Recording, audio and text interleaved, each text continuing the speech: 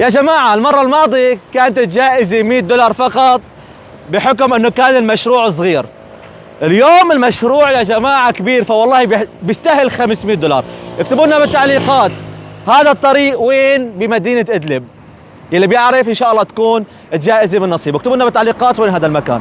يا جماعة هذا الطريق اللي بيتذكروا اللي بيعرف المدينة مظبوط 10 سنين او ما يقارب ل10 سنين هذا الطريق كان بظلام بكل ما تعنيه الكلمة.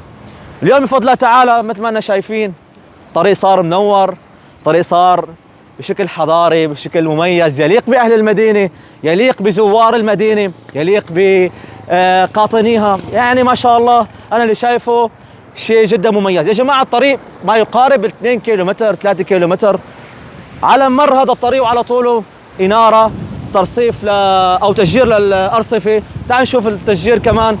يعني ما شاء الله جهود جبارة عم تنبذل.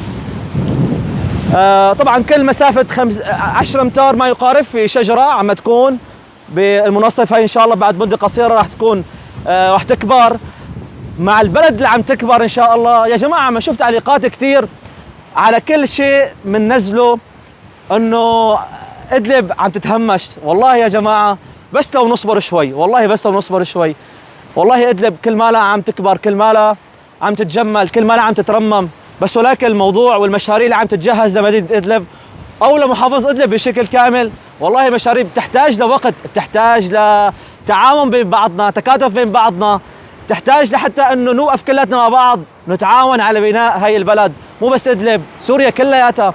يا جماعة هاي المشاريع اللي عم تقوم فيها الإدارة المحلية والبيئة بمدينة إدلب عم تكون مستمرة، وراح تكون تباعا إن شاء الله من ترصيف للطرقات، لترميم الطرقات، تسفية الطرقات، إعادة بناء البنية التحتية. ولا تنسوا يا جماعة تكتبوا لنا بالتعليقات هذا الطريق وين بمدينة إدلب، وإن شاء الله مع بعض إن شاء الله بنعمرها وبنبقى إن شاء الله سوا، بتكون سوريا بأحسن حال. حياكم الله، والله يسعد مساكم. لا تنسوا تكتبوا لنا بالتعليقات هذا المكان وين. السلام عليكم.